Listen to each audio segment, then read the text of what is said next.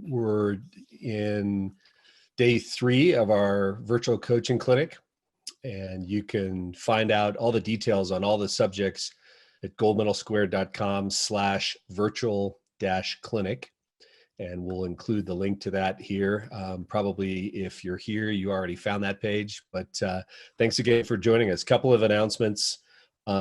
First off, Courtney Thompson did a great session yesterday on mental strength and on mindset, and specifically about kind of control and calm for your athletes. That recorded session is up, available as archived on that virtual clinic page. And then she'll be joining us again tomorrow at 10 a.m. Pacific time for a setting Q&A. Sorry, I'll be joining you tomorrow for a defensive session Q&A at 9 a.m. Pacific time. Courtney will be joining us at 10 a.m. on Friday, 10 a.m. Pacific Daylight Time for a setting Q&A. So you got me tomorrow for defense Q&A. No presentation, just a question and answer. Courtney at 10 a.m. on Friday, answering questions about setting. Courtney will join us again on Tuesday of next week at 10 a.m. Pacific time. Athlete-specific conversation and question and answer about mental strength and about being calm and composed under pressure. And then finally, a couple other reminders. We've got GMS Plus. We've extended the 7-day trial to 30 days. So you can register for a free trial. All of the sessions that we're releasing for the virtual coaching clinic are in GMS Plus under courses. So you can have access to the entire library of courses for 30 days free. You can just register for that for the free 30-day trial on our website. And you can share all of the videos that are on those in GMS Plus with your athletes. You simply go to media and then athlete sharing, and you can share all of the videos with your individual athletes, provided you build a roster in GMS Plus of your athletes. So Mike, any other announcements that we need to make, or can we get into it? That's it. Yeah. Good morning, all. Looking forward to talking shop. Let's do it.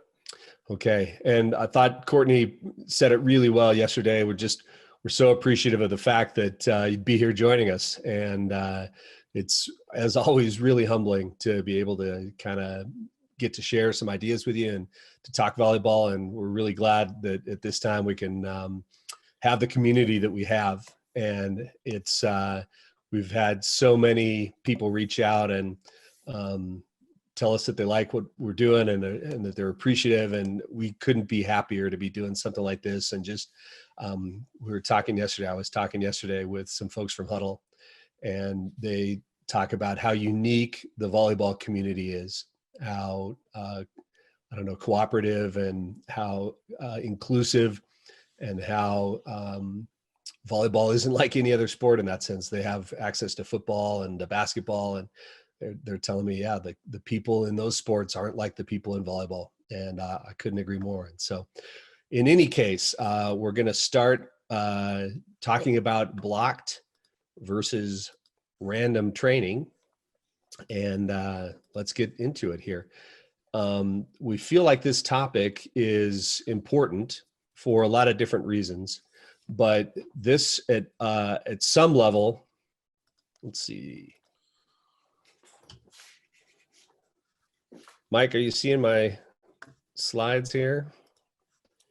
Not yet. Okay, try again. There we go. Okay. So this subject there we go. gets to be important for a number of reasons, but really this is kind of the idea of balancing these two methods of training really are the magic in how you coach. It accelerates learning. It optimizes the time that you have with your athletes in the gym. And it really sets kind of an important tone for how you end up training your team and just how you approach things as a coach. And so I think to a lot of coaches, it seems maybe like you don't know that you're actually doing this. You just kind of coach these ideas intuitively. But I think that putting some structure around it maybe will help. So let's get to it. So let's define some terms to start. So blocked training, if you can imagine a volleyball rally that you've seen on TV or in person or on video, where the ball goes over the net lots of different times, you know that there's just chaos happening, that there's extreme variability, that just, all of these plays are unique. And so what blocked training does is it introduces into your training a reduction of game variability. It reduces the game visual inputs, and it reduces the game speed. So it allows you as the coach to control variability, the visual inputs, and the speed at which the repetitions occur. And typically a blocked training environment is one where individuals rehearse the same skill in a controlled environment over and over and over again. So imagine, if you're a passer in a live drill, maybe in a match, you've got the server over there, you've got a full team on one side, you've got, passers that are next to you, and then a server that could serve anywhere on the court at any speed with various different kinds of serves. So that's a very kind of random environment. And so something we might do to block that environment is I'm going to be a coach and I'm going to stand on the same side of the net as you are. And I'm just going to toss you a ball right to your midline. So that's an extremely controlled and we would say blocked repetition. We've reduced almost all of the variability. We've taken away much of the visual input because you're not seeing a server anymore. You're just seeing this coach toss it to you. And we're really reducing the game speed because it's coming at the speed of an underhand toss rather than the speed of a serve. So that would be a very, very blocked repetition. And we see that quite often. And you would just maybe do that kind of thing over and over again. And those are blocked reps. So there are some pros and cons to blocked repetitions. And the pros are you can probably get more direct individual reps in a shorter period of time because you don't have to wait for a serve or wait for the offense to reset or any of that. We can just go, here's a ball and play it, and here's a ball and play it. And so you can get more repetitions. And we know that one of the single most important factors, maybe the single most important factor in player improvement is repetition. And so getting reps is a really valuable thing. And so, we can get more reps. The coach gets to control variability and game speed. And so you get to have influence over how much variability there is and how much speed there is based on the level of your players. You can quite often easily provide feedback simply because you can control the pace, so you can stop and you can talk. You're quite often near the athlete or in direct line with the athlete, so you can provide some feedback. So that can happen. Lots of good feedback. Feedback, as it turns out, is maybe the second most important variable in determining learning. So if reps are the most important variable, feedback from a coach is the second most important variable. So being able to provide, good, frequent, and understood feedback is a valuable thing. And then another valuable thing about block training is it develops some early success and confidence in our athletes. If we just go back and blast serves at our beginning passers, volleyball isn't a very fun sport because they're not perceiving any growth or development. They're kind of struggling to succeed and to have confidence. And so we can kind of provide some early success and confidence in our athletes with some maybe more blocked reps. Mike, anything to add there? Nope, I think we're good. And we're going to kind of dive into some of the traps here as we go. So I'll let you keep rolling here, and then I'll jump in when we want to talk about that. Okay. The downside of block training is they don't necessarily build the best long-term neural pathways. And we can get, maybe now is a good time to talk about the way your brain works to some degree. But your brain is highly, one of the good things about we as humans is that our brains are highly adaptive to our environments, but they adapt in very highly specific ways. So the brain doesn't treat even similar activities as the same activity. It treats them as separate activities. So to some degree, the brain doesn't recognize a ball being tossed from a coach as the same forearm passing activity as being served from a server on the opposite side of the net. And so again, we talk about this idea of we want to have our skills transfer to whatever competition looks like. So if our players only ever get the visual and the speed and the variable input of a tossed ball, their brains are then down the road very ill-equipped to deal with the variability, the speed, and the visual of a served ball, because the neural pathways that are responsible for these movements are tied to all of these things, the variability, what they see, and then moving at the speed of the game. So these block repetitions are good for a lot of reasons, but maybe the worst thing about them is that they don't give us the brain development that we need to be highly skilled. Another big con is that it creates some athlete dependence on the coach for both predictable reps and constant feedback and overall learning. And so your athletes can get in an environment where they don't get any better unless you're there giving them feedback. And so we don't want to create this kind of dependence on the coach for their improvement.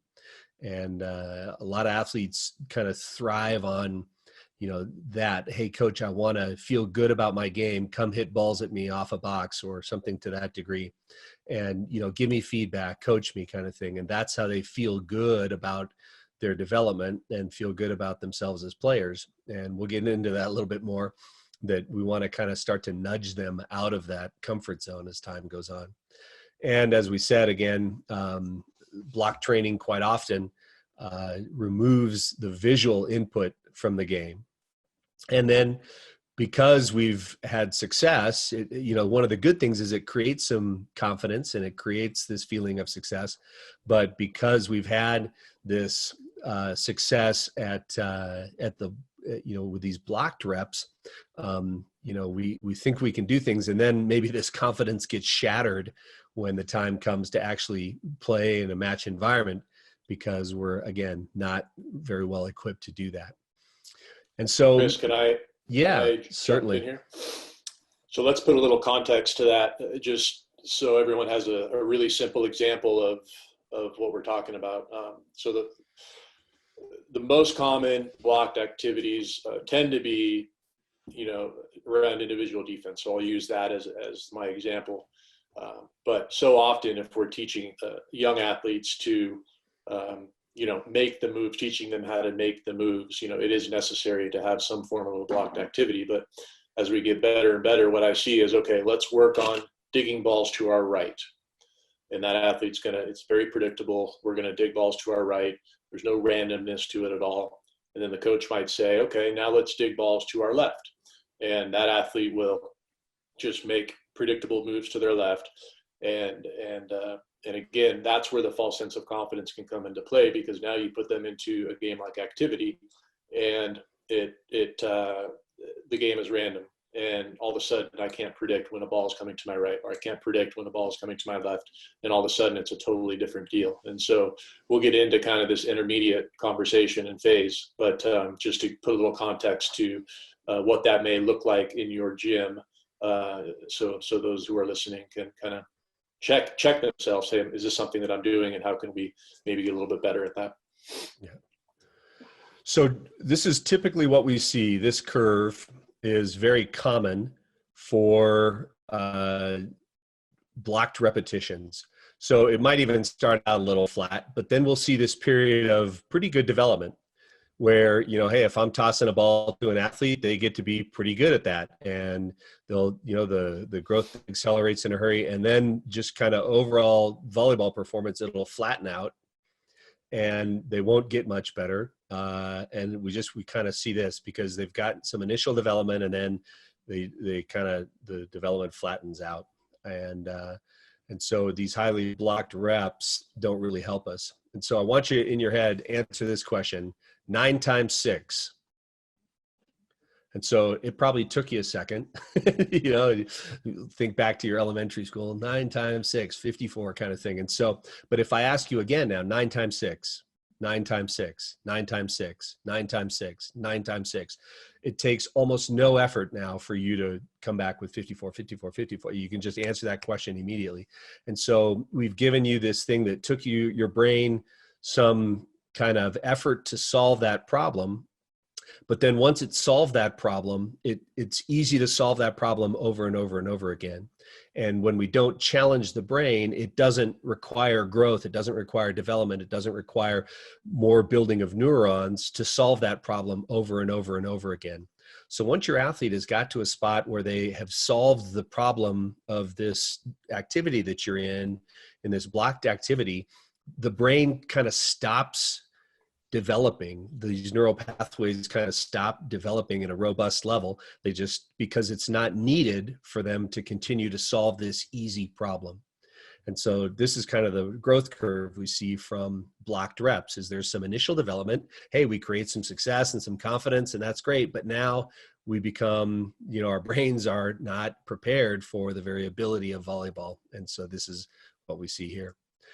And so, Dr. Allison Belger says, because blocked practice can lead to better performance during training sessions, athletes and coaches are often led to a false sense of confidence that is shattered during competitions when predictability is no longer guaranteed.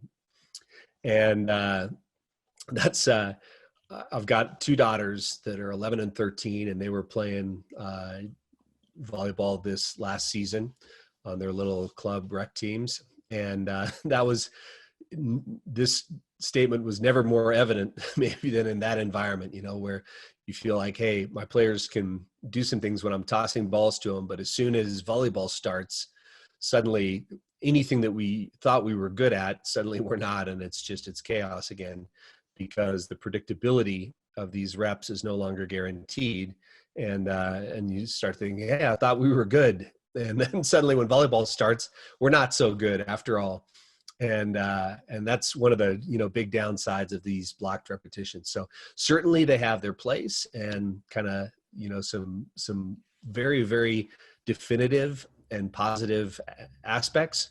But the one big downside is that blocked reps aren't necessarily the match reps. And that's what our brain really needs. So let's continue defining terms here. So random training is exactly what it sounds like you think it would be. It's training where things are more like what the athlete would see during live volleyball play. And so the one thing that I think we'll make a strong point of is it doesn't have to be one or the other. You don't have to be completely blocked or completely random. There can be these kind of gradients as we go along that we can move forward. We'll talk about that a little bit more. But fully random training would involve competition speed, visuals, and athlete movement and interaction, which means, we need multiple athletes on the floor. We need something happening that looks a lot like competition volleyball that's playing at that speed. So volleyball or random practice involves practicing lots of volleyball skills, the ones that happen kind of, pass set attack, block dig, set attack kind of thing in random order. In volleyball, an example of a fully random practice would be game-like 6-on-6 practice.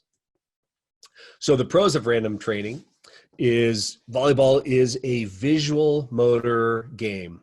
The science that goes into this, that's how researchers and the scientists refer to it as a visual motor activity, meaning that success in activity depends as much on what we see as how we move.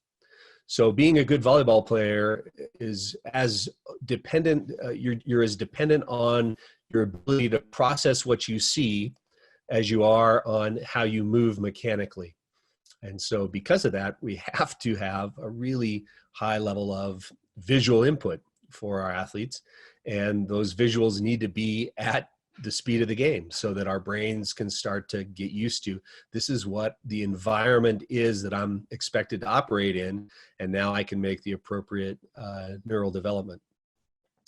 And another pro of random training, it's highly comparable to competition in terms of randomness and speed. We talked about that, high neural pathway development. And so really at the end of the day, that's maybe the biggest pro of all of random training, is that we're acclimating our brains to the environment in which we're going to compete. And so these synaptic connections through all these neural pathways get to be built up to be robust, and they get to be very kind of utilitarian in a general, volleyball environment in which we can see the game happen and we can go move accordingly. The downside of random training is that quite often, if you're playing multiple players on the floor, the reps are scattered. You don't get a rep and then a rep and then a rep and then a rep. You get a rep and then something else happens, and maybe somebody else plays the ball and then somebody else plays the ball and you're on your side of the court. And it could be if you're playing 6-on-6, you don't even touch the ball during a rally. You just kind of run around and, get into position, but the reps are for sure more scattered, so they aren't as concentrated. It's much harder to coach random activities because there's way more going on for you as a coach. You end up, looking at this whole kind of stew of things that have gone on your side of the court, and you got to decide, what do I actually want to give feedback about? What are the most critical elements that I need to be coaching right now? And it's a lot harder to coach. And the rally goes on, and you can't just stop the rally and say, okay, stop, hold on. Hey, I wish that you would player do this a little bit differently. Okay, let's continue the rally, kind of thing. Like it's not very, accommodating of feedback, because you got to wait for the rally to finish. And then you go, hey, you remember, 4 touches ago when this happened, what did you think about that? And so it's a little bit tougher to give feedback. And one of the questions that you have to ask, and one of the traps that I think that coaches fall into quite a bit, is when you do start playing 6-on-6 volleyball, we quite often get consumed with the execution of the drill. Just, balls have to be entered and scores have to be kept. And, we get so that we're traffic cops and we're running the drill rather than actually teaching volleyball and coaching volleyball, helping our players get better during 6-on-6 training. And so Mike will talk a little bit more about that as we go here. And it's harder for the athlete to focus on skill development and change, simply because we're in this, environment where there's pressure, there's a lot going on. I've got to keep the ball in the air and I've got to do it well. And there's a lot more happening, and it tends to overload the athlete to some degree. And so it's a lot harder for them to focus on making mechanical changes in their game in this random environment where quite often performance concerns override change concerns. And so it gets to be tougher for the athlete to, make changes while they're playing random volleyball, at least to focus on making those changes, than it does when we're in a blocked environment. And so this is a typical curve that we'll see from players that only get random reps. This red line here below is their development kind of lags early on. And then, as they kind of acclimate a little bit more to the game, they kind of start to figure a few things out. And then finally their progression starts to develop a little bit. But it's tough early on. The early going is quite often really not very satisfying for the athlete. It might be really ugly kind of volleyball for them and for you as a coach. And so we don't see very much development early because there's so much chaos and there's so much unpredictability that it's really hard for the athlete to focus and dial in and make meaningful change. Hey, Chris. Yes. So the other thing that we've all felt, if we go all random, is just as coaches, we get uncomfortable when your practice doesn't feel right, when it's not flowing, when the kids aren't performing, maybe there's parents watching and it looks like an unorganized mess in your club practice. There's all these things about, just jumping right into highly random practice that could create problems or doesn't feel right as a coach. And sometimes we just have to fight through that.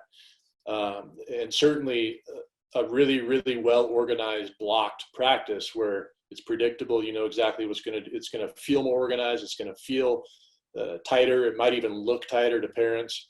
But to some degree, we have to get comfortable as coaches, kind of powering through some of these moments in practice in an effort to, I guess, become more comfortable when things aren't going well, when there's a lot of errors, whatever. And that's something as a coach, I'm sure that we've all felt, and something that we could probably work on getting better at. I know that's something that Spera is, he's great at. He loves it when practice gets ugly, and he loves it when practice, when we're struggling and when we're kind of at our limits.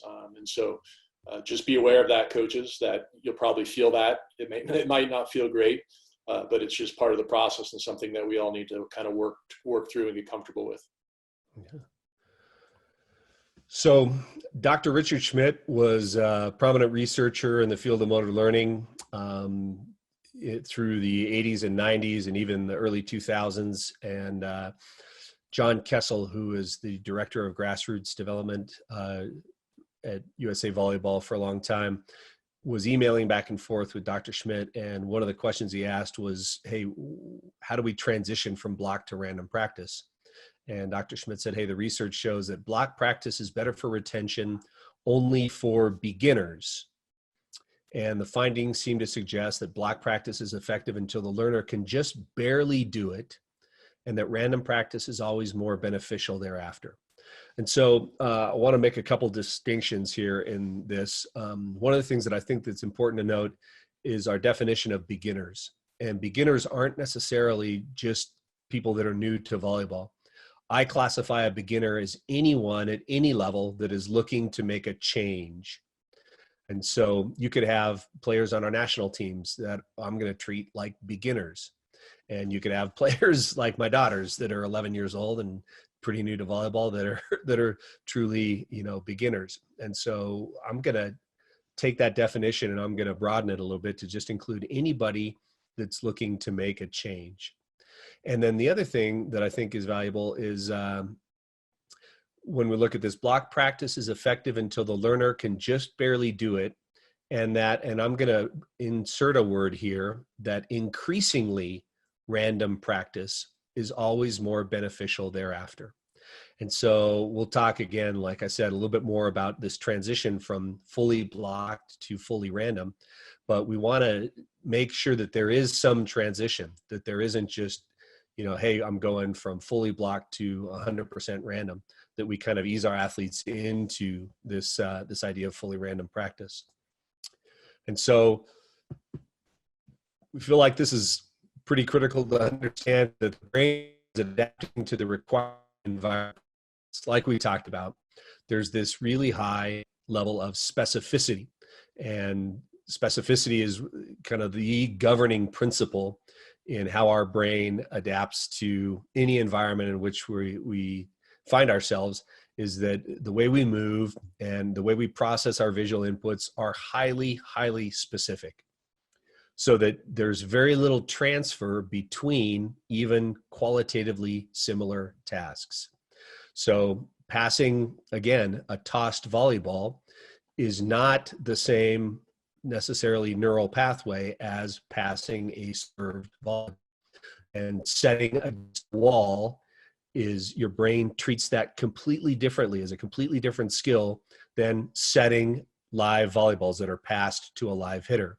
So going and setting against a wall is very, very blocked. You get a lot of reps, but the tough part about it is that the brain doesn't consider that the same skill as setting a live volleyball that's been passed and you got to go set a live hitter. And so you could get really good at setting against the wall, but as Marv Dunphy likes to say, you get good at what you spend your time doing. And so if you go set a lot of balls against a wall, you're going to get really good at setting against a wall. But now when we throw you on the court and there are live hitters and you've got to move to a ball that's been passed randomly and set a live hitter with tempo, the brain doesn't access the same neural pathway to do that as it did to set against a wall. So all these sets against the walls have virtually no transfer to a match environment. And so it's really critical that we kind of understand that. The brain is very good at adapting to the requirements that the environment presents, but it happens in a really, really highly specific way, like we just said. And the most influential factors in athlete improvement are quality, volume of reps, and concise feedback from a coach, especially during random activities. And Mike, anything to add on that front? Yeah, is now a good time to talk about your dad and kind of some examples there? Or Yeah, sure. That'd be great. Yeah. So Chris's dad, Carl, lots of you knew Carl, and I was fortunate to be in the gym with him as an athlete. And what inspired me and our group at GMS to put this presentation together was really Carl's ability to give feedback during random activities. He was the master at that. And so I had a screwed up arm swing when I got to BYU. And so Carl would have me come in the gym every day, and he'd have me take a 4-step approach and get my arms swinging and get a bow and arrow. And then he had me kind of touch the rim or the backboard. And that's blocked, right? We're just doing the same thing over and over and over again. And where the big trap is, you can apply this to any skill, is, okay, now we go play volleyball and athletes go into competition mode, coaches go into running the drill mode, and that skill that I'm working on never truly gets transferred into random 6-on-6 volleyball. That's where the magic happens. That's really what we're trying to accomplish. What Carl was so good at was he was relentlessly engaged and giving feedback during these types of activities. And so while he had me doing a blocked activity early on in practice to put an emphasis on what it is that he wanted me to change, we then go into 6-on-6, and he would blow the whistle 20 times in a row if I wasn't doing it right. He didn't care. And so, the next question comes up, and, well, you're stopping practice a million times and, you're disrupting the flow. Well, yeah, you are. And certainly there's going to be times where we want to let the competition go. We want to, we want to have awareness as it relates to the flow and the energy in practice. But there's certainly practices and periods of the season where that change and making those changes within the game is critically important. And so to kind of summarize that, you can't expect to go from a blocked activity to a random activity and have everything magically just happen. What Carl was so good at was this middle phase, right? So here's blocked, here's random, and he operated in this middle phase where he was relentlessly giving feedback and teaching in all different types of activities. And so that's where we need to be better as coaches. We can't be drill runners. We can't be just kind of observers after we get done with the blocked activities, because they're easier to coach, like Chris said. And so how are we coaching during 6-on-6 activities and random activities? Ask yourself that question, and is that an area where you can make an upgrade? Yeah, and Mike Courtney yesterday in her presentation talked about this idea of being process-oriented. And I think that for us as coaches, early on, especially maybe in our team development and maybe in the season when we're working, that's a really, really good idea to kind of have at the forefront of our minds. Is we're not so concerned with outcome right now. We're really concerned with process.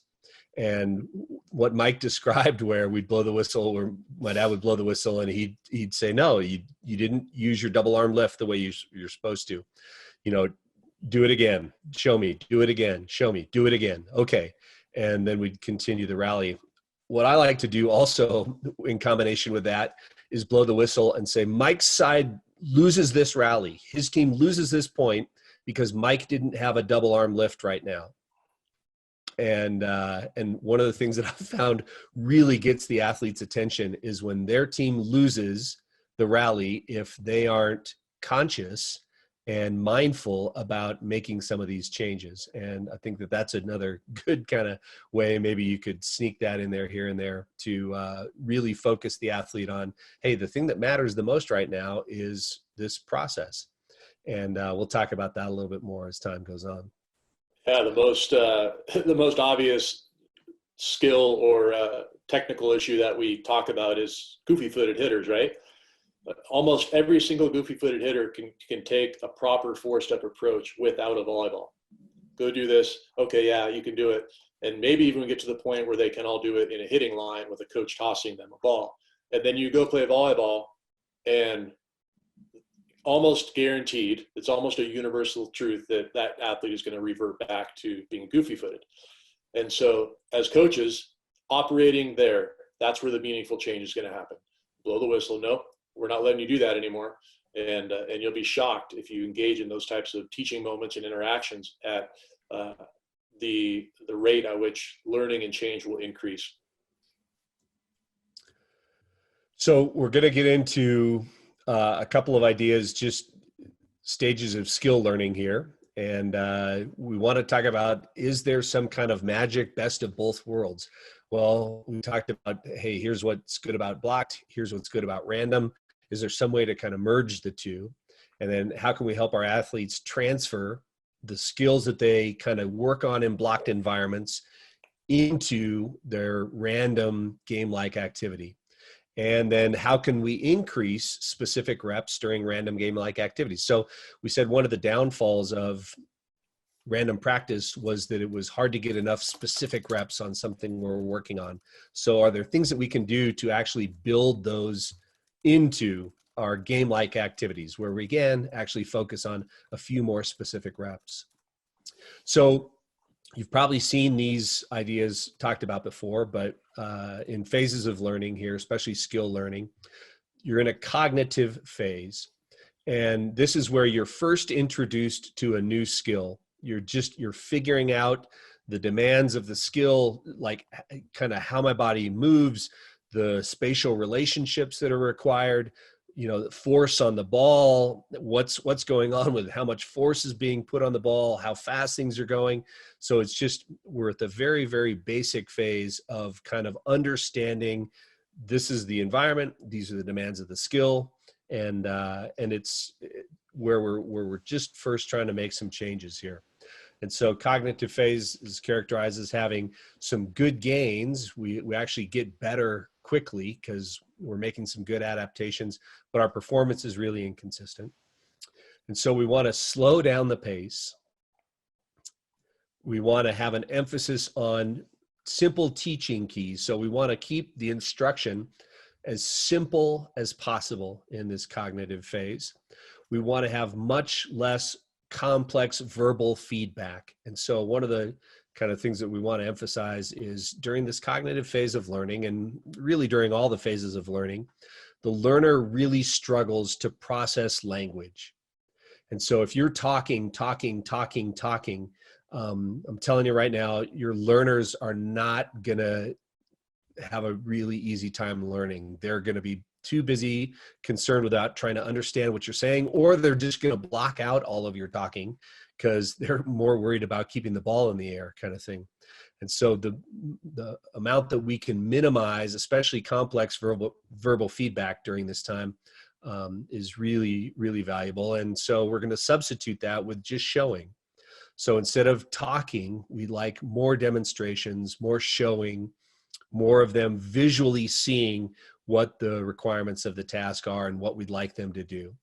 And we might have some video that accompanies that showing. So, hey, here's an example of, hey, did you see what you just did?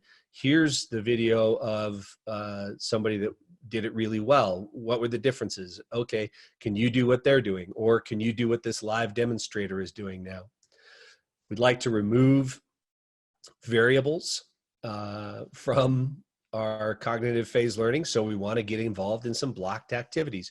We want to try to make it easier on the learner to focus on the demands of how their body's moving as time goes on. So we would expect to see lots of blocked activities in cognitive learning phases. Mike, any input there or anything I missed is what you think is important about cognitive phases of learning? Yeah, we're going to get to the most important stuff next year. Yeah. Okay. So the second phase is this kind of associative phase. And the learner is concerned with performance and refining. And so basically they've got this association that they're building with here, how I move, and these are the results. And so I kind of have figured out the demands of the skill, you know, the spatial requirements, force requirements, to some degree, the force requirements. And just, I'm starting to now have this association between how I move and outcomes. And so really now we're starting to associate more outcome or more result with what happens when I move. So it's characterized as having, again, less verbal information. We maybe aren't making as big gains as we did early on, but adjustments are being made. Performance is still very much a conscious act. So how I move is a mindful activity at this point. So I'm very much aware of what my body is doing. I'm thinking about what's going into this process. So there's a lot of kind of mindfulness associated with this. We spend a lot of developmental time in this phase. So maybe a baseball pitcher trying to improve their delivery, their mechanics on how they move. A basketball player thinking about their shot mechanics, where, you know, where's my elbow right now when I'm shooting? What's my wrist doing when I release this ball? That sort of thing. A PGA golfer, or any golfer for that matter, revamping their swing, making changes in their golf swing. Where do I want to, you know, position the club, and how do I want to manipulate the club? And then maybe a setter optimizing their footwork to the ball. How many steps am I taking? Which direction are those steps going? What feet are going where? What sequence of those steps? And so this is a phase that we're going to find our athletes in for a huge percentage of their time with us as a coach, is in this associative phase where we have a sense of what's going on. We're pretty good at the skill, but we're still developing and refining and perfecting and automating our mechanical movements. But it's a time where we as coaches have to be very attentive, and that we've got to teach our athletes to really, really be able to focus and to stay in it, and to work mentally as much as anything else. Mike, any input there about associative phase? Yeah, just this is universal across the board in terms of age and gender, and you know, these early phases, these middle phases apply to everyone, not just beginners, not intermediate, you know, not NCAA, you know, not just NCAA athletes, not Olympians, not just Olympians.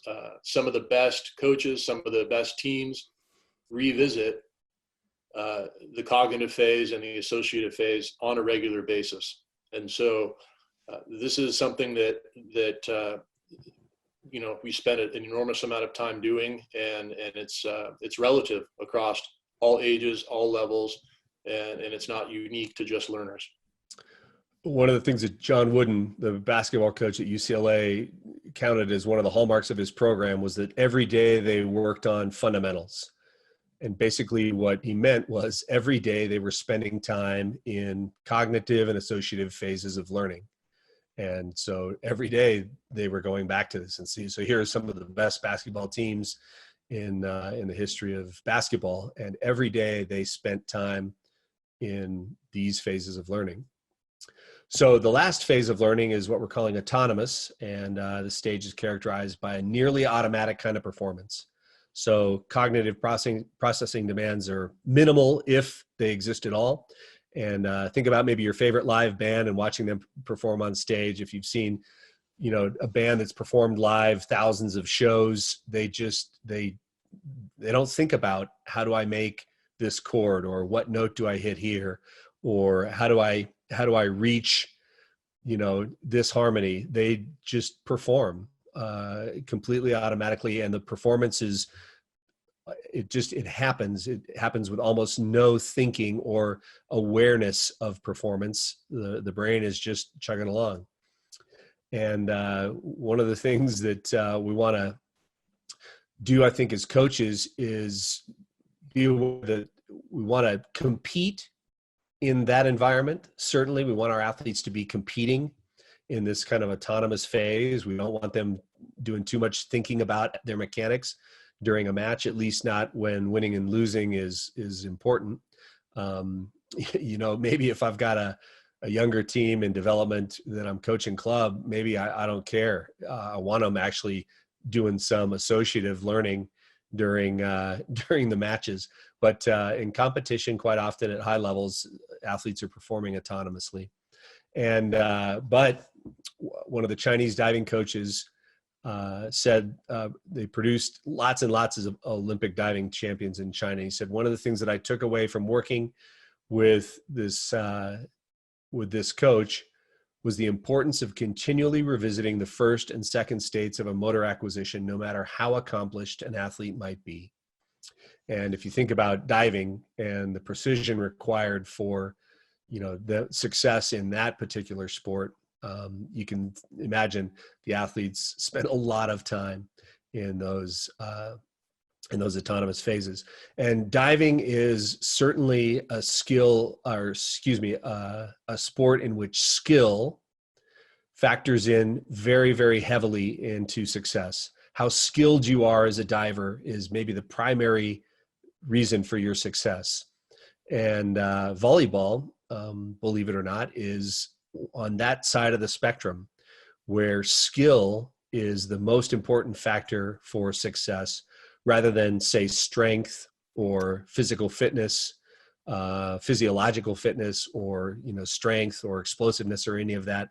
The team that is the most skilled almost always is the team that wins matches when you match up. And so again, if we got to concern ourselves with anything in volleyball, it's developing skilled athletes.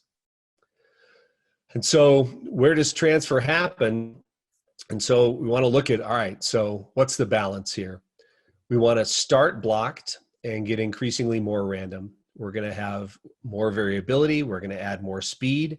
We're going to move on once the athlete can just barely perform the skill in a blocked setting. We'll talk about what that means here down below.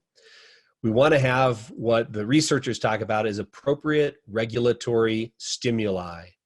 And what that means is simply that we're not going to be too hard on the beginners, and we're not going to be too easy on our advanced players. So we don't want to make the repetitions too hard early, but we don't want to make it too easy on advanced players. And we want our athletes to meet performance standards between 50 and 75%. And it's interesting to note that athletes felt more confidence when they could perform at a 70% level, but their ability actually increased more rapidly if you cut them off when they could do it at 60% and moved on to a more advanced or a more random activity. And so again, your athletes will kind of settle into this comfort zone that is below kind of what we need to be driving them at.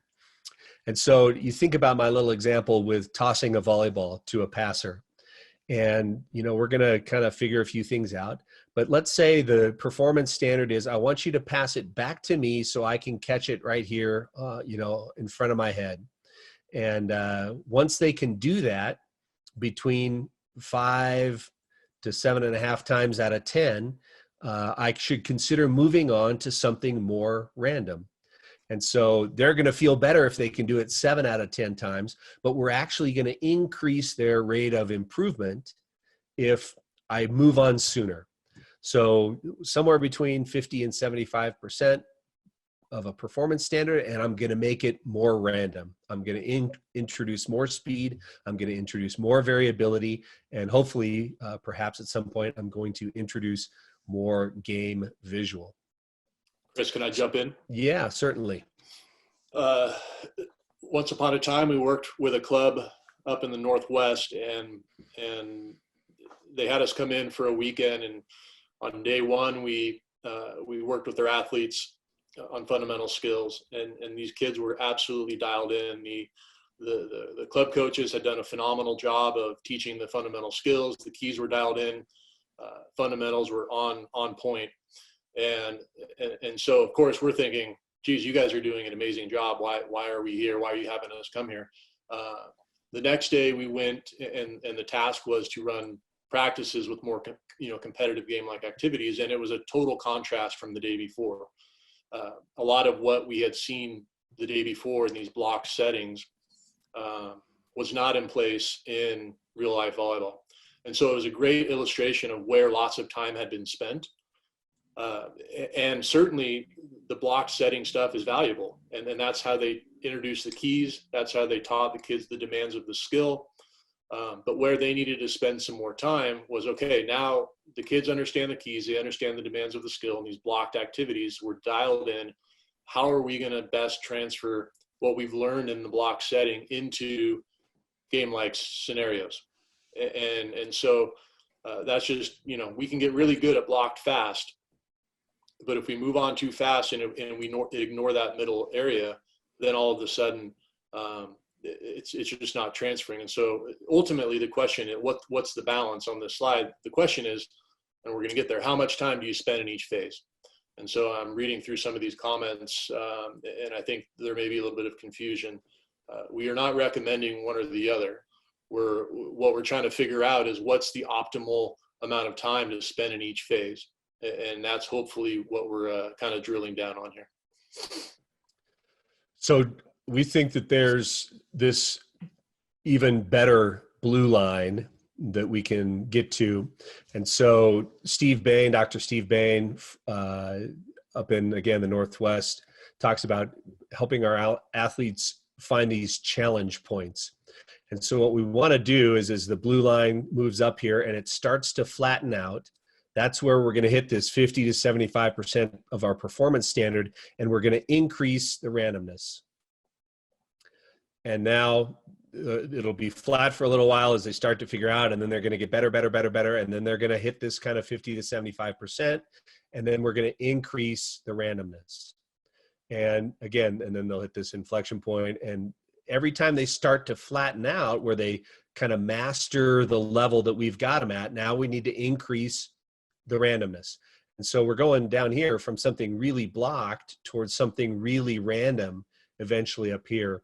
And it's kind of the best of both worlds. We don't just stay in this blocked activity like Mike talked about, hey, these kids got really good at doing the very, very basic things, but that's all they ever did. And so they didn't get very good at match performance because they didn't play enough match-like volleyball or game-like volleyball. And when I'm just overwhelmed with the complexity of the game, I'm not making very much development here, and finally I catch up. But I'm making it easy on my beginners, and then I'm advancing. And then it becomes a little easier for me, and then I'm advancing. And so I can see this really, really nice trajectory of growth if I'll incorporate this idea of having blocked activities that become increasingly random as time goes on. So to help our athletes make the transition from block to random, we can go about it in two different directions. We can make our blocked activities more random, which is what I just described, or we can make our random activities more blocked. And so, Mike, talk to us about, here's some blocked activities that become more random here. Yeah, we did this with our guys on the national team, and it was over the net digging with a partner. And rather than just saying, hey guys, go pepper, go warm up, it's a little bit more deliberate. They were tossing up a ball as if it was a jump serve toss, hit the ball over the net, and the partner on the other side of the net had to dig it. There was times when we had them tip, and we were working on different individual defensive skills. So some of you who coach the young kids probably can't do this. It's probably a little too advanced in terms of your athletes being able to control the ball over the net.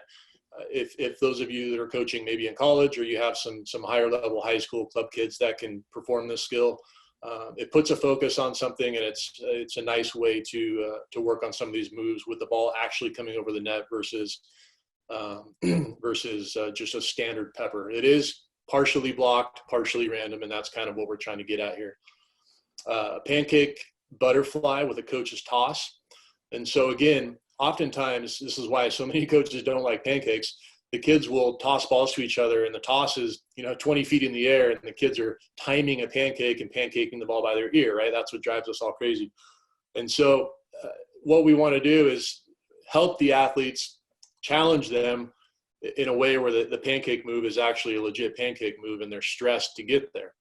And so we can convert our pancake or our butterfly that we typically do for passing into a pancake drill where we're tossing balls over the net. The coach controls the toss, and we have the ability to challenge our athletes a little bit more.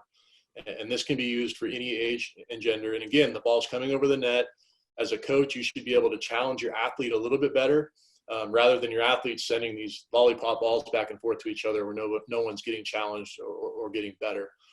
And so that's just another idea that's kind of a combination of both blocked and random. A pancake or overhead dig with a live hitter. Chris actually used to do this with the squad at BYU with the guys.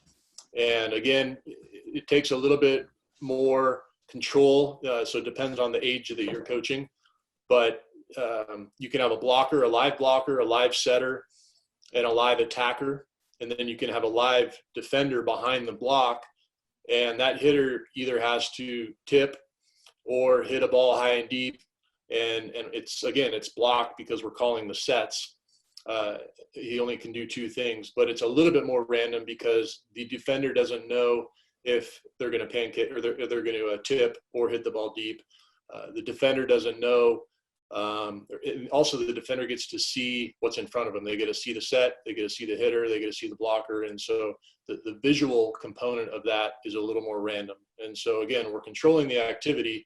These are somewhat predictable in terms of reps, but we're adding a more game-like element to the activity just to try to, not make it this mindless pepper block predictable type of activity. So just a few ideas. There's a million of them. You can get creative. We encourage you to get creative with this type of stuff and just trying to make your blocked activities a little more random. We don't have to go full random, but just a little more random to try to integrate some of these the visuals and some of these other things that we're missing in straight blocked activities. So think about making random activities more blocked.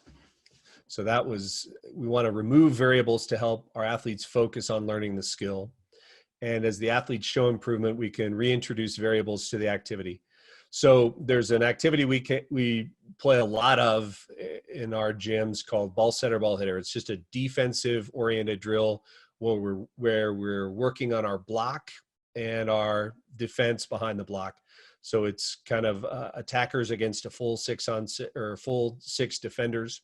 And here's how we would typically develop a blocker at BYU with our guys when we were working on this is we would start with them by themselves, just teaching them the blocking keys. So we would work with helping them move. And that was one of the things my dad prioritized. He would say, I'm going to teach our athletes to move, and then I'm going to teach them to see. And so his priority early on was getting the movements in place. And then within those movements, now we could teach them to see. He felt like the mechanics kind of could be taught at a relatively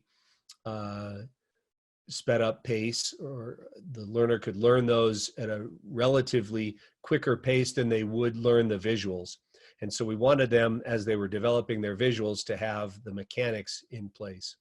So we're going to start early, teach the mechanics, teach our keys, make them go slow without a ball.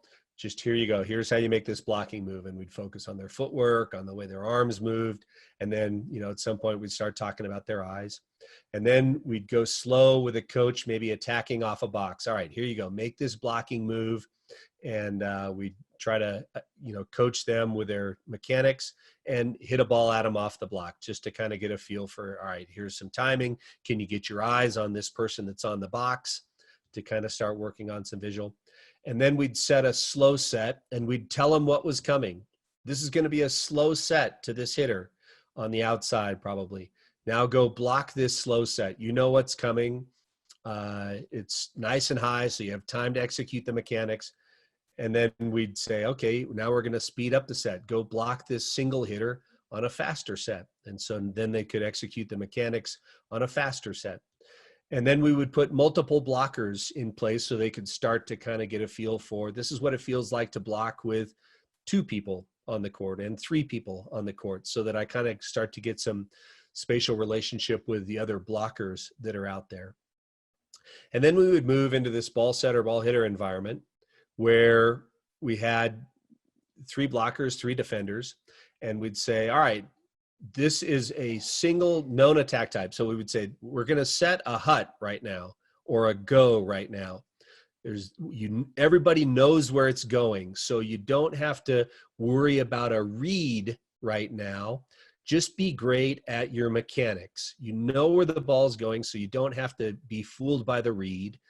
Be great with your mechanics. So it allowed them, the reduction in variability allowed the athlete to be a little more mindful about their movement patterns, about what their bodies were doing.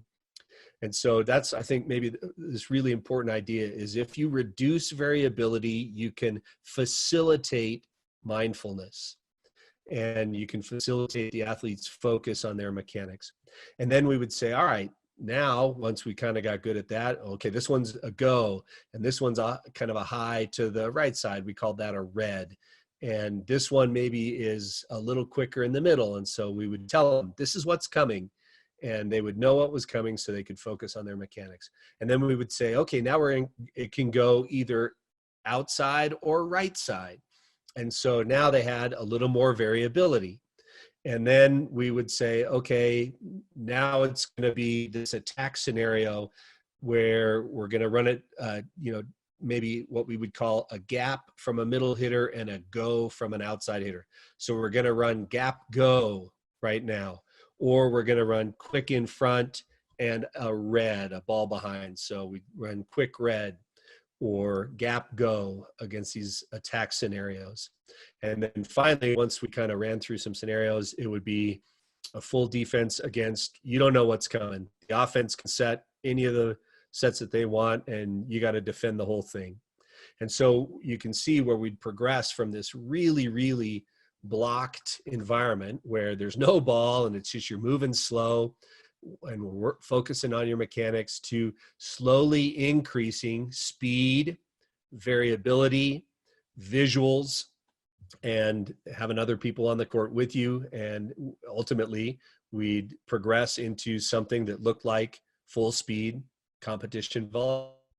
And so I think that's a good example of the way that we would operate with teaching a skill and ultimately incorporating it into game-like practice. Mike, anything to add there? No, that's great. Just a little housekeeping here. For all of those that are with us here, we're not going anywhere. We have some time. So I know we're at the 1 hour mark right now. We'll wrap up this. We're almost done with the presentation, and then Chris and I are happy to stick around and answer all your questions. So if you have questions, throw them into the Q&A there, and we'll chip away at those once we wrap up the presentation. Yeah. So we're a couple of slides away. Mike, you want to talk to us about using the scoring emphasis in your whistle? Yeah. Chris mentioned it earlier, but you can use scoring or drill rules to emphasize whatever the skill is that you're trying to get implemented. And so if you're on overhead digging and you're playing can you hear me okay, Chris? Yes. Okay. And you're playing any type of drill, you could add bonus points if there's an overhead dig that gets accomplished. So really anything you're trying to get better at in your game-like activities, you can add bonus points or whatever the case may be. For 1-2-1 integrating overpass rules, so you could say, hey, anytime there's an overpass, that ball doesn't count. We're gonna go the other way. And so if we're trying to establish targets, passing targets, digging targets, setting targets in our gym, we can use scoring to help motivate the athletes to get better at those skills. And so in every single drill that you ever run, there's ways to modify them to provide incentives. And so use the scoring emphasis, and don't forget to use your whistle. And when we say use your whistle, that means, again, get in there, give the feedback, maybe give a couple reps for the athletes to work on the skill that you're trying to improve, and then get out, blow the whistle, and get the drill going again. So we can blow the whistle a lot. We can get in and coach a lot while not really interrupting the flow of practice. Get in, get out. Don't have a 5-minute conversation every time you stop the activity. And so that's another thing to consider as you're trying to work on your feedback style within more random activities. And Mike, I think that's one of the areas where having short, concise keys that the athletes know, understand, and working on really, really shines is being able to give that quick, rapid feedback instead of having these long conversations. You can just say, hey, wrists and hands, wrists and hands, wrists and hands, kind of thing. And you can just jump in and you can have these really fast, quick 3-word conversations that communicate a whole lot more simply because we've structured them in these keys. And that's why there's some value in a blocked activity to establish exactly what you're talking about, right? Establishing the demands of the skill, integrating the keys, coaches becoming good at teaching the keys or using the keys, athletes fully understanding what wrist and hands together or whatever the case may be means. And then all of a sudden those coaching interactions become faster, more efficient, and you can coach the heck out of your kids within game-like activities without, like you said, having to have those long conversations. So that happens during a blocked activity, and that is another value or another reason why we got to start in that cognitive phase and ensure that the athletes understand the demands of the skill and understands the verbiage that we're using with them. Yep. So tell us about providing some more specific reps. We said one of the downsides of random practice was that it was hard to focus reps on the things that we thought were important. There were the things that we really wanted to work on or get better at. When the ball is out flying, it doesn't necessarily get us the focused reps that we want, but we can mitigate that to some degree by having these second ball entries. So tell us more about that. Yeah, I mean, first of all, if you just go play volleyball, serve back and forth, Chris likes to tell the story at the clinic, but it's painfully slow, right? The kid, one server might hit the ball into the net. We'll get the ball, we'll give it to the other server. They might hit the ball out of bounds. And it's just, even at the highest of levels, regular volleyball is slow. And so we have what we call second ball entries. And again, these can be integrated in all of our activities, all of our 6-on-6 activities. And so they're good for a couple of things. They increase reps, which is great. But we can also, sorry, I'm going to turn off my notifications here. We can also make these reps specific. And so not only are we getting more reps, we can make them specific reps based on what your team needs or what your athlete needs, what your outside hitters need, what your setters need. And so a second ball entry can become anything you want. It can become a medium pass for your setter to run out and get work setting her medium pass offense. It can be transition footwork with all of your attackers starting at the net, taking transition footwork, coming back and taking rips. It can be anything you want it to be.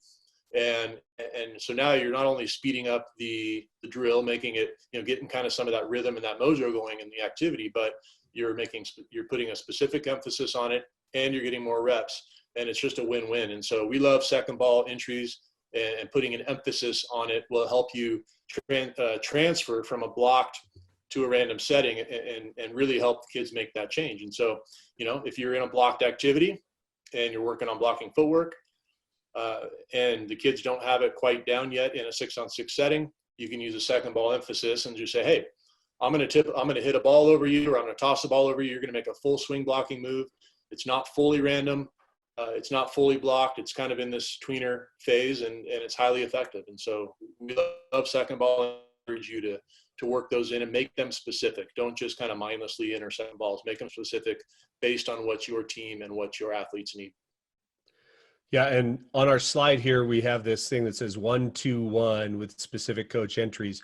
That's a drill that we use that introduces a serve for the first ball here, a 1, and then 2 entries, 2 second ball entries here. The coach enters those, and then it finishes with a serve. So a serve, 2 entries, and a serve is the 1-2-1 format. So Mike, you want to recap for us here? Sure. Blocked activities are most effective when introducing new skills. And so, like I just mentioned, we want to make sure we define the demands of the skill with our athletes and get a really efficient, communication channel going between coach and athletes. And once you establish that, you're going to be much more effective teaching in a more random phase. And so blocked activities are needed. They're good for teaching the demands of the skill. And then we need to really be great at helping our athletes transfer those skills into 6-on-6. It can't just magically happen without that intermediate stuff going on. We can emphasize certain skills by modifying scoring. And so we talked about second ball entry. We talked about scoring emphasis. Hey, if you pancake a ball successfully, you get an extra point. If you're working on high flat shot, you get an extra bonus point if you successfully make that swing. Whatever, the list is endless. But modifying scoring, second ball entries, all that stuff will help you get from that blocked phase, cognitive phase, where we're defining the demands of the skill, to a place where your athletes can perform the skills in what matters most, and that's competitive game like volleyball. Then they can go into those matches with confidence, knowing that they put in the work and that, and they're ready to rock. They're confident in what they're doing in practice, and they're going to be confident in what they're doing in the matches. And Mike, I think one of the things that maybe we've talked about enough, but I think this kind of point number 3, we can emphasize certain skills by modifying scoring. I really love that idea when we're working on making mechanical changes. And you can play some kind of random volleyball activity and keep a separate score sheet. And it's going to be when your team swung at the ball, did the hitter have a double arm lift? And we're just going to put a mark every time that your team swung at the ball, they had a double arm lift. And so you can put a hash mark for a swing and a dot for a double arm lift. And you can say, all right, the team that has the highest percentage of double arm lifts on this one wins the game that we're playing. And you can also play for points and do that, but you can also have these alternative scoring methods where you're prioritizing process over results. And so once you start doing that, once you start putting an emphasis on the drill, the mechanics of the drill, and you prioritize the process by these scoring systems within the random activity, man, I've seen some really, really mindful, good development happen in that environment. And so I'd really highly recommend that to you. Yeah, I think there's one more here, and this is. Yeah, and I know you love this point.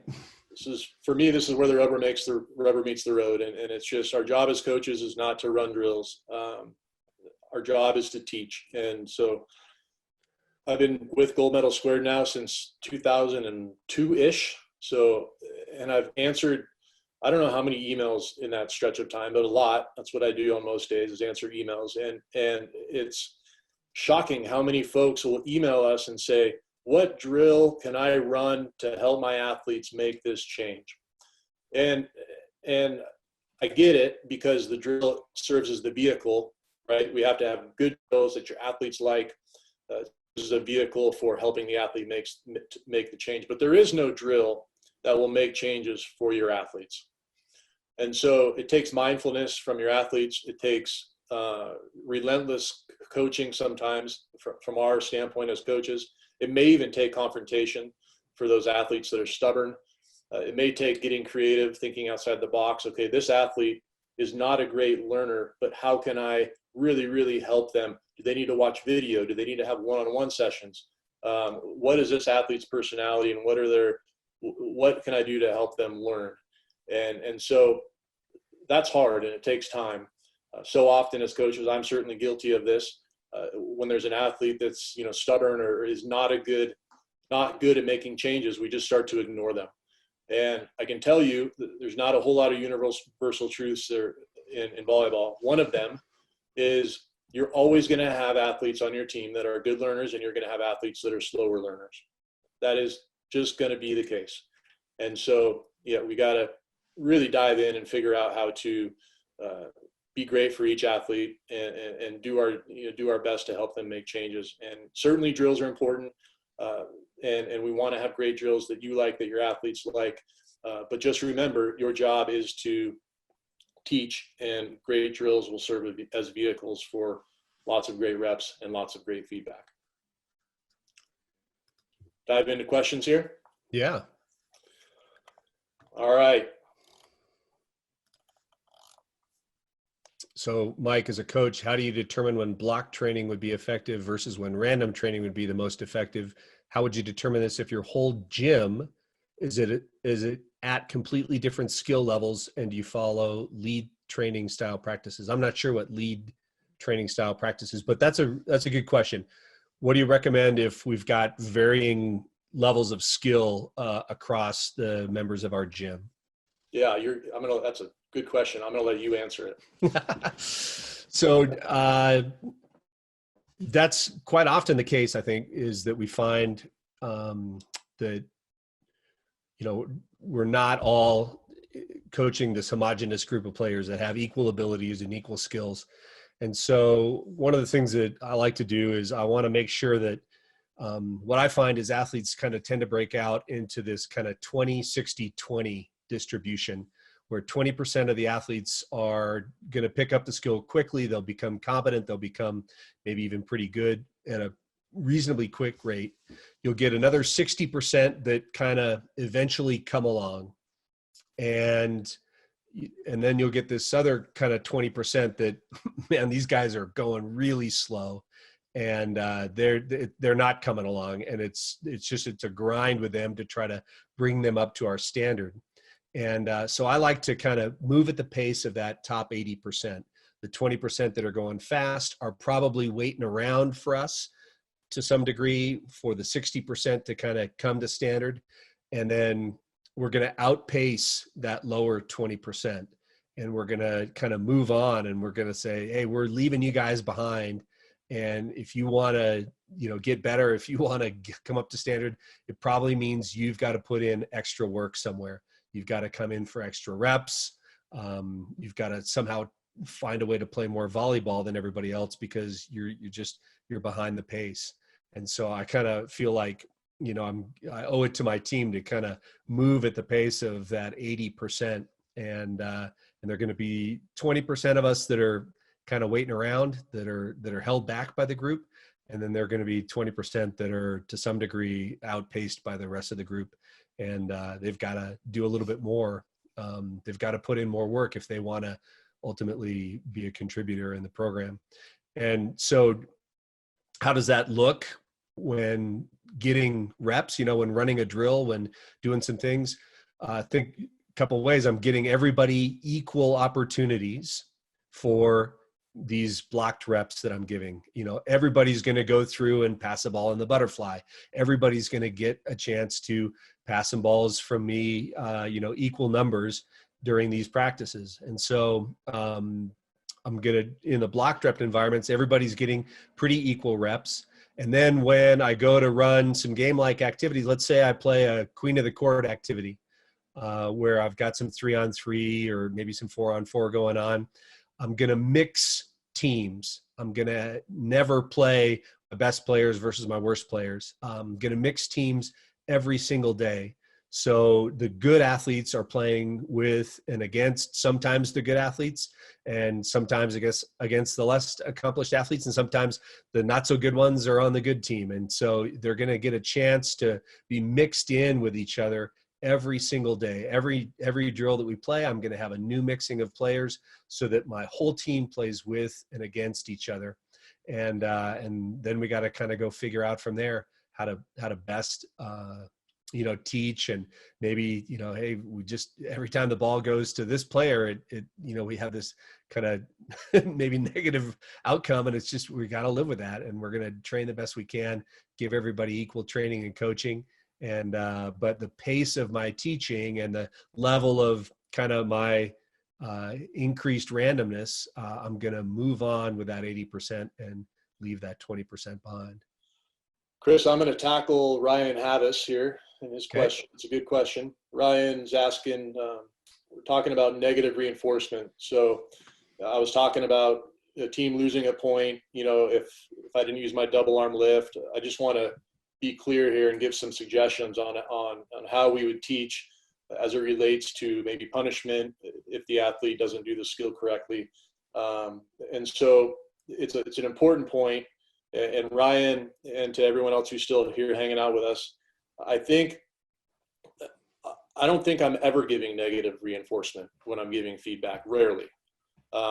What I really like is this idea of corrections. And if you have an athlete who's goofy footed, and she goes out and she's been working on it in a block setting, and okay, now we go play 6-on-6, and the first set right out of the gate, she goes back to goofy footed footwork. I'm going to stop and I'm going to go give her a couple opportunities to perform the skill again. This is not a punishment. It's not a coach on one. And this is where we need to operate as coaches in this phase. And then after I give her a couple opportunities, whether or not she does it, perfectly or not, I'm going to go give her a high five. I'm going to give her a word of, words of encouragement. Hey, we're going to get this. We're going to get this. And so that athlete knows that we're in this together. Yes, I'm challenging you to make this change, but I'm not beating you over the head with it.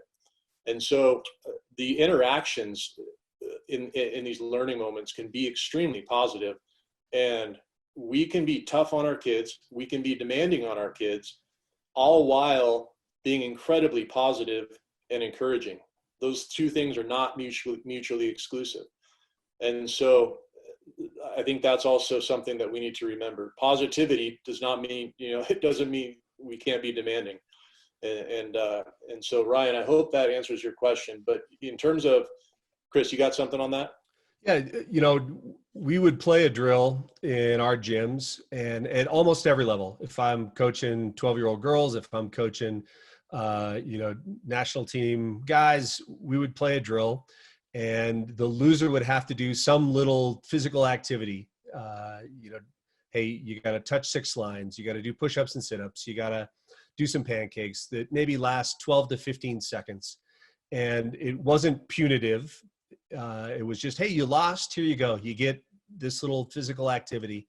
And I don't think anybody ever played in the drill to not have to touch 6 lines, right? That wasn't their motivation. Man, I want to win this drill so that I don't have to touch 6, or that I don't have to do push-ups and sit-ups. And so it was just this kind of little reminder that, hey, at the end of the day, there's some winning and losing that happens, and we want to, it sucks to lose, and off we go. But I would never, ever do some kind of punitive physical activity for a player that didn't do something right. So I was happy to have him lose points, because I think there wasn't any physical consequence for that. It was just your team lost a point, off you go. And but it was never, hey, Sally didn't do a double arm lift, we're all running, let's go. And for me, if Sally isn't doing a double arm lift, that's on me as a coach. That's my fault. I'm not doing a good job coaching her. And so, I think that it's okay to have some kind of, hey, we get to run, we get to do this, we get to do that. But we always kept it short. It wasn't like, I'm just going to crush the kids physically with this. And it was just about, hey, your team lost the drill and off you go. But I think what Mike said is really valuable is, players almost universally respond best to positivity, and they're going to respond best to you being encouraging.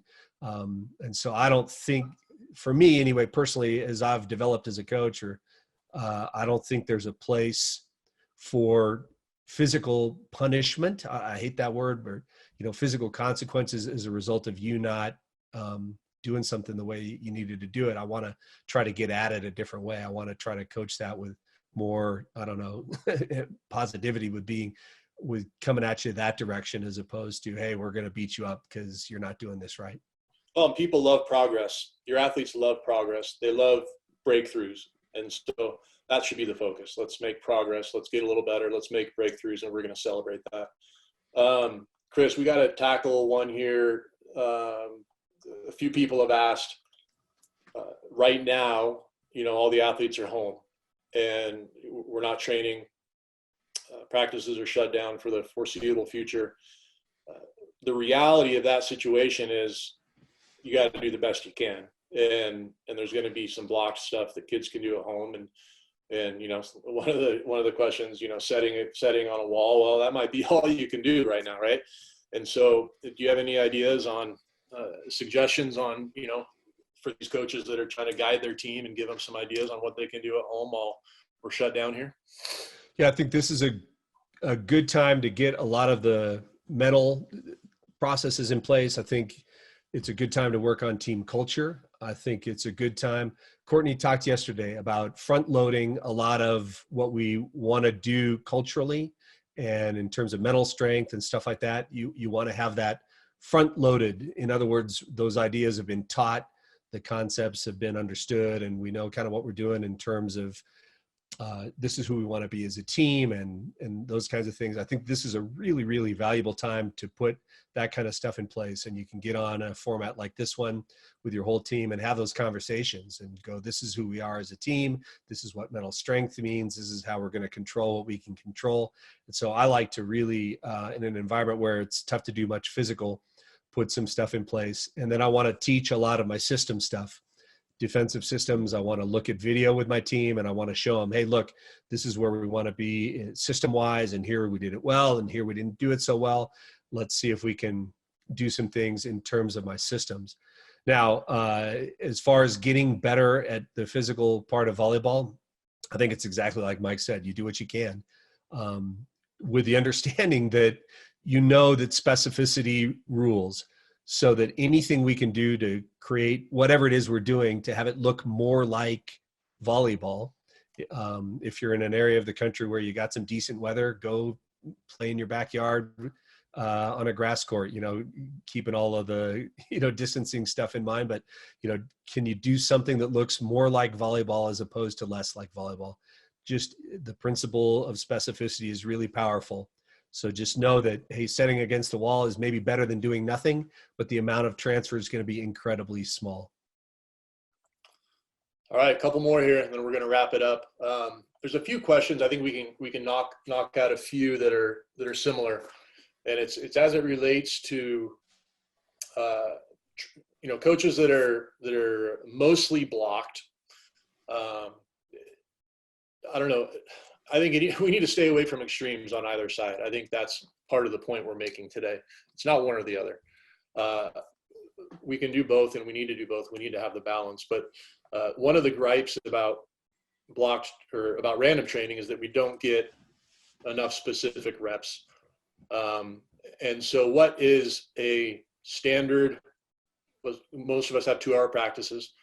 What would be a standard generic percentage and maybe a generic model of what we would want to do at the beginning of practice, the middle of practice, at the end of practice, as it relates to, the percentages of block versus random. And certainly the time of the year has something to do with that. Chris, any thoughts there? Yeah. One of the things that we talk about is just practice to some degree. So I always liked a practice format where we did a lot of individual work early on in practice, and then we blended into something that was more small group, where we weren't playing 6-on-6, but we were playing something with a serve, pass, attack, where it wasn't 6-on-6, it was maybe a wave drill or something where we were getting a few more reps through these waves. And then I like to finish practice with 6-on-6. And what I would find is that if the level of skill development is lower, so imagine 12 and under, 13, 14, something like that, versus national teams. So lower skill development, I'm probably going to spend more time in individual and small group activities than I am 6-on-6. So what the percentages are, I'm not quite sure, but I don't know, 3/4, 80% of my time at those levels is going to be individual and small group activities. 20% might be 6-on-6. And so as the level gets better, I'm going to play more 6-on-6.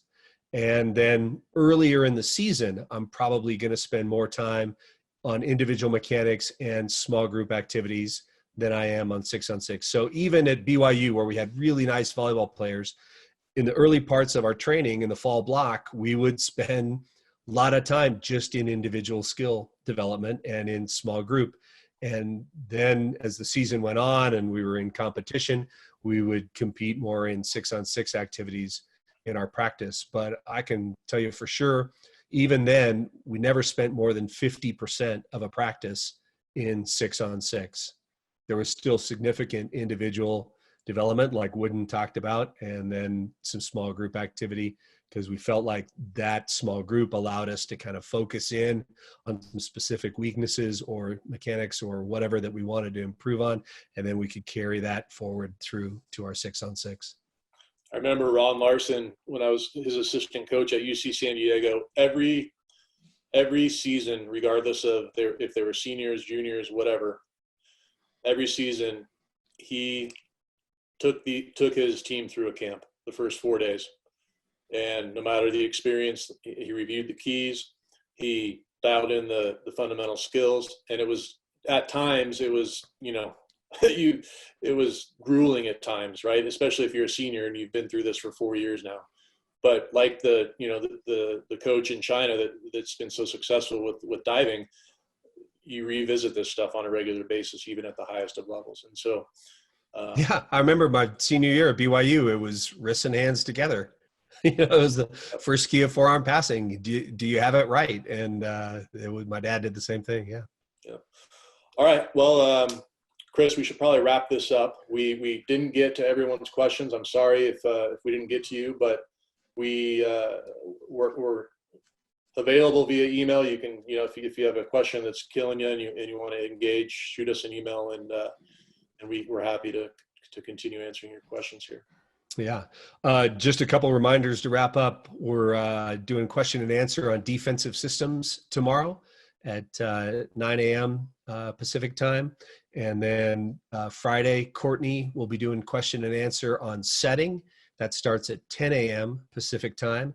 And then Courtney will do a question and answer for athletes. She's hoping to get athletes on Tuesday at 10 a.m. on mindset, mental strength, that sort of thing. So we just, again, thanks so much for being a part of this. And like Mike said, if you have more questions than we got to answer here, I love to interact with people. So just shoot us an email or find another way to contact us. We'd love to get you more details. And again, all of the sessions will be archived and will be made available. And then everything that you're getting through the virtual coaching clinic is available on GMS Plus. We've extended the trial from 7 days to 30 days, and you can share all of these details with your athletes as well. So thanks again, everyone, and stay safe, stay healthy, and just appreciate you guys being part of our volleyball lives. Thanks again. Thank you.